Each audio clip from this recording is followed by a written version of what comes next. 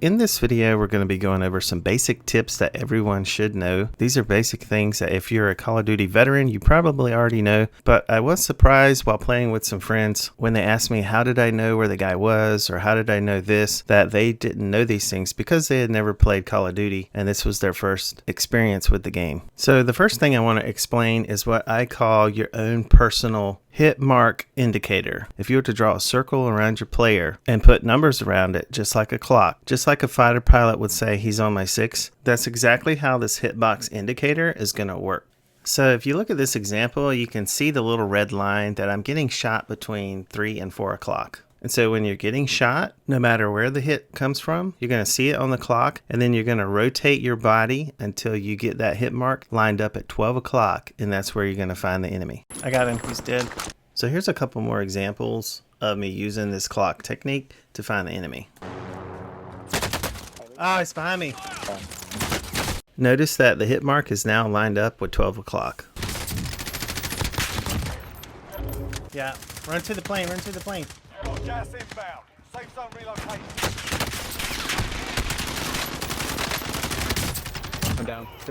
So the next tip is how to read the indicators that your teammates are giving off without having to ask them. So many times, even I have been guilty of asking my teammates, are you firing your gun? Are you shooting somebody? Where are they at? So you don't really need to even ask that. If you look at the indicators that Modern Warfare is going to give you, it's going to show you when your teammate's firing. And then what you're going to do is use your radar, look at where your teammate's arrow is pointing, then rotate your arrow to match your teammate's arrow, and you're going to know where he's shooting. So here's another example. My teammate spots the enemy first, and since we're standing relatively close together, without me even asking him, I'm able to line my arrow in the same direction of his arrow, and then I know where the enemy is. Broke his shield.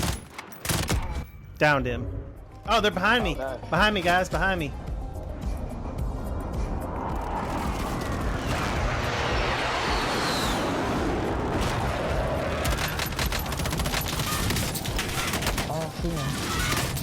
Getting shot. Put some shots on him. I'm getting shot. I need help. Where's he at? So I pulled this old clip off of my YouTube channel because this is a perfect example of my teammates asking where the enemy is instead of looking at the radar. If they'd have seen where my arrow was pointing, they would have known exactly where the enemy is. Also, I want to show the technique of how I use the radar to line up the enemy, because if the enemy doesn't have a silenced weapon, you can line them up on the radar, cook your grenade, and then throw it. Got one down. So I use my arrow to line the enemy up and then throw it. Got a double kill. Got a team dead. Team dead. I killed 2 with the grenade. So the next tip involves hit marks, and when you throw a stun or a flash or even a grenade, if you hit the person, it's going to give you what looks like a little X on your screen, and that's going to indicate that it hit them. So that's going to be your time to push forward and finish them off. Hey, I got him. Here's a couple more examples of that Hitmark indicator when you throw a stun. And just know also that if someone's running, I believe it's called Battle Hardened, you'll see when you throw a stun, if you get a picture of a helmet, that means they did not get affected by it because they have Battle Hardened, and you want to be cautious about pushing forward. Flash out.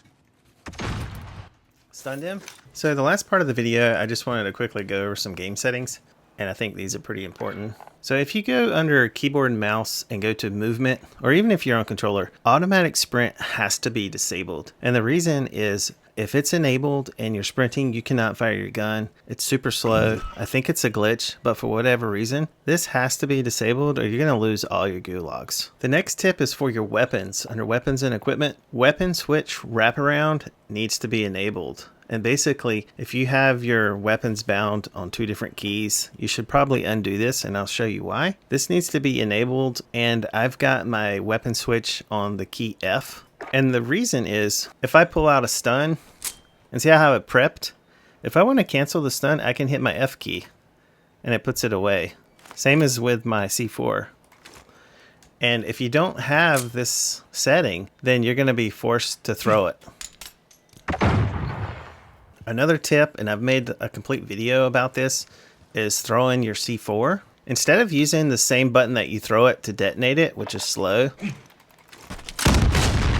what you want to do is use your use key which in my case is the E. And if you don't know, it's the same button you use to open doors. So when you throw it, you use the E key or your use key, and it's going to detonate it super fast. And I made a complete video about this. And also what's good about this is if you have 2 of them, you can throw them individually and detonate them one at a time. So one more setting I want to show you real quick under options. Under general is your field of view. And if you're at 120, you can see this box.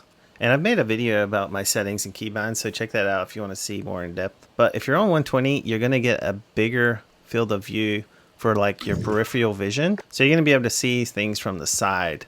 If you zoom this down to 60, you're going to be able to see farther in the distance, but you're going to lose your peripheral vision. See how that is? So I think a good compromise for me is probably 100. But yeah, you want to check that. If you're having trouble seeing enemies from a distance, you might want to zoom it in a bit. And if you're having trouble seeing people on the sides of you, you might want to zoom it out.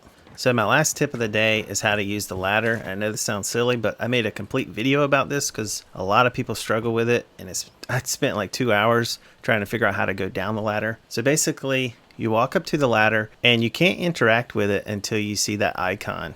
And for keyboard, it's space bar, and for controller, it'll tell you what it is. But once you see that, then you can hit the button and interact with the ladder. If not, if you try to jump off and grab it, you're probably going to die. You're probably going to just die or fall to your death. So yeah, that's my quick video. Hope some of these tips helped you. I wanted to do them fairly quickly because I know a lot of people have never played the game and maybe they were afraid to ask. So I hope these tips helped out somebody, and thanks for watching.